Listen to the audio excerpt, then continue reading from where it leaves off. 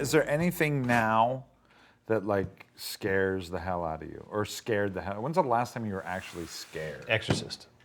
That was the last time you were Wow. scared. 1970. Well, no, The I mean, Haunting, the original. you know what? It still affects me. It's still. Yeah. The The movie Exorcist still, is creepy. and it's not even the makeup. It's the production design, the cinematography, the sound on it is amazing. It's like the scariest moment in that film is when Father Karras is sitting there listening to the. Don't tell me that, because that's my favorite. I love that. Oh my Where god! he's listening to the backwards Yeah. thing, but it's forward. And the phone it's going. rings. And then the telephone ring. Yeah. That Yeah, scares yeah. the crap out of me Yeah. every time. Yeah. You know. Fantastic. So Yeah. good. It's I like- haven't been scared in a long time, but Yeah. that's scary. It's hard to get Christ, scared I'm- now, though, because we're too close to it, I think. Yeah. Too close to it. A lot of it is the time you saw it, you know, Yeah. how old you were when you saw it.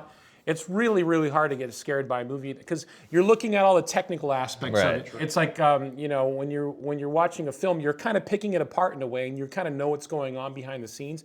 What was happening to the people in The Exorcist was really happening to them. Yeah. You know, it was like there wasn't any phony baloney stuff. It was like it was real. Well, and now too, it's like there's so many repeat the red herring. You know, it's like, oh, I'm walking down the hall and something scares me, but the real scare is about to come. And it's like it's over and over and over. You've seen it so many times now that it has no impact. More of a formula, yeah, for sure. But again, I think a lot of those people were inventing that stuff.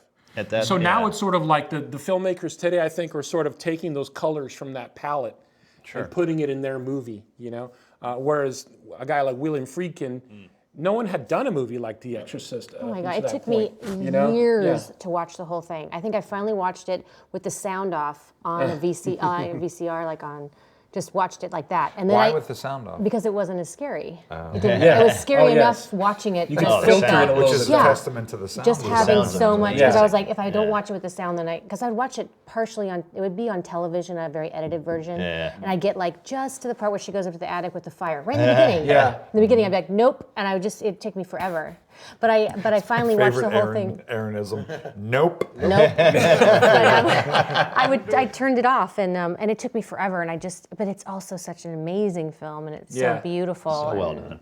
The Ring actually scared me. The Ring? The Ring. Yeah, the Japanese Ring yeah. and the American Ring the actually American was one quite is good, very I thought. scary, Yeah. yeah. Gore one, the first Both one. of them were very good. That actually had some really good moments. Those scared me. Yeah, Anybody here work on that? Oh, wow. Yeah, did you? Yeah. Bart worked on it. Rick Baker's? Yeah. Did you do Yep. did the Soggy Girl? I helped with her. Yeah, that's That awesome. movie I like to call it the was Soggy actually. Girl. I'm not a huge fan of remakes, but you know, especially not American remakes of American movies that aren't even that old. Right. That You don't know? need to be remade. But if you take a foreign movie, and if you could do like a really good adaptation of it, I think like The Ring, which is a really great example of that. By all means. I mean, It just was kind of, it was more something we hadn't seen. I mean, we saw the Japanese version, Yeah. but Ringu, is that what it was? Yeah. So they dropped the U, so it's a totally different movie. Totally different. Totally different. But it was different than something I'd seen recently. Yeah. You know? So it was, Well, I that's thought she was very scary. I worked on both of them, and the sad part with the second one was the first one. It seemed like, you know, DreamWorks or whatever didn't know what it was and didn't care. So it's just like, hey, go make your movie. And it didn't seem like they were interfering that much, or at least when I was on set, there wasn't Sure. like a producer presence. But on the second one, they got the Japanese director from Ringu, so he's doing Ring 2. Oh. And then everybody's like knows better than him what's going to be scary. Yeah. So like anytime we showed Samara or whatever the hell her name Yeah. was, Samara. each thing they had to shoot 3 ways. They had to shoot her like the face completely covered, then the hair a little bit parted, then completely revealed because we don't know need yet options. when we want to show. Right, Sure. right. And so I mean, you could just. It was just so sad for this guy because they're just sitting there just screwing with every shot. well, the second dollar signs come into the Well, picture. yeah, then it's- everyone has an opinion. But it's like I know, you know, how to make this scary, and you know, Yeah. and everybody had to, have their fingers in it, and you Sure. Know, and then, it was, Well, it's but that like was, I think so. that's like TV shows when you see like the first season of a show like X-Files or something. Sure. And there's 3 producers. Season 2, there's like 15. Oh, yeah. You know, it's like, oh, okay. Although I got to tell you, and that's not because you guys are sitting in the room. American Horror Story is brilliant. Absolutely. And I loved It is brilliant. I loved the first season was fantastic. It was I thought they can't top this because Right. I love ghost stories and I'm like a ghost aficionado from Yeah. reading that kind of stuff from when I was a kid. So I love the ghostly angle. The second season was a little gory, and I'm not way into the gore that much, you know. Yeah. But the third season with the witchcraft or the Everybody voodoo loved, stuff, loved Coven. man, that was I thought that was pitch perfect and scary and engrossing and cool characters, cool cinematography. And Yeah. again, I'm not just saying that for your benefit. I did really, really like it. I'm Me glad. and Kate, Absolutely. you know, my wife loved it. I mean, Oh, we just good. would watch it religiously. I'm with cool. you. You know, and Yeah. Every and I episode. was like, we can't wait for the show. Oh my God, you know, it's like literally the best thing that was being done, and the most creative and unusual thing that was being done with horror I feel in quite a while, you know. Well, Ryan's like Ryan Murphy, my boss, is Mm-hmm. our boss, is, 5 steps ahead of everybody as far as television goes, like coming up with amazing things and using so much practical effects and, Well, just also what's doing cool about the that. show is that he uses like the same troupe and plugs them into a different love that. world. I every mean, the whole episode. thing with something different Yeah. every Yeah. year. And after the first season, people were just dying to have the Harmons back, and they were just kind of fought it, like, we want the Harmons back from the Murder House season.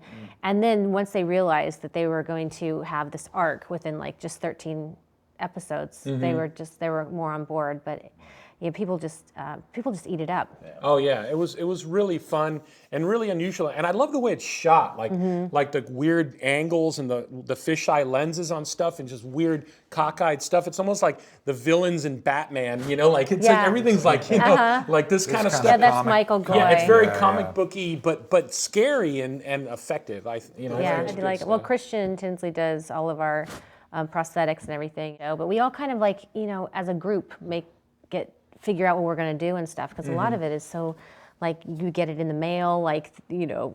night before, and you're like, this isn't going 'Cause on in it's the morning, TV. it's like The turnaround's crazy. fast, and So it's fast. still really, So fast. still really great. I mean, So it's still, fast. It's well made, but it's also really original. And they're taking an idea, the witchcraft voodoo theme, that's been done a lot, but they're putting a new spin on it, Yeah. And it's a. I think there's still originality that can be done within the genre, and I think it involves taking a little more risks and stuff, which I know in filmmaking, that's the last thing they want to do, because ultimately it's a business, right? Sure. There are a lot of ideas that when you first hear them, I think you go, well, that had to have been done, right? Mm-hmm. Like when you think of American Horror Story or even Walking Dead or something, you go, well, they had to have done that, right? It's an obvious choice to make that into a show, but it hadn't, and that's why I think those shows work, because they're new and they're fresh, but yet they're somehow familiar that you would think that.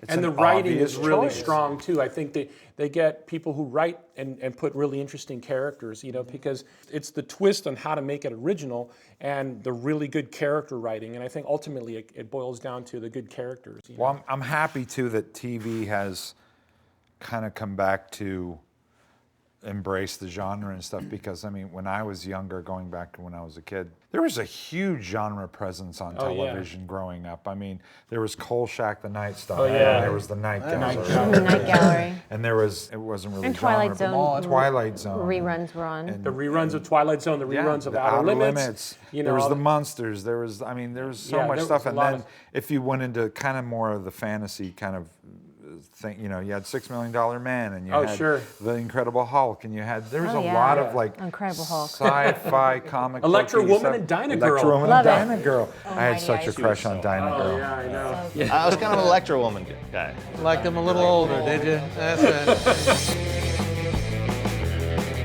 it. It's moments like that it's just like makes working on movies so fun, because we do work with a lot of people that have a lot of history. Absolutely. He wants to get something to eat, so he's like, would you like a hot dog? And it was like the flimmiest hot dog I've ever heard, I geeked out on Tim Curry a little bit. Tim Curry. yeah. Yeah, Okay. I made him up for an episode of Monk. I had to put him in a fat makeup and this big fat suit. Well, what else have you been in? He's like, I'll bring you a resume. And then he wouldn't say anything else. And then the next day we get on the van, and he's like, here's me. And he gave me his resume. So I'm like, oh, okay. Ooh, Midnight Cowboy. Okay,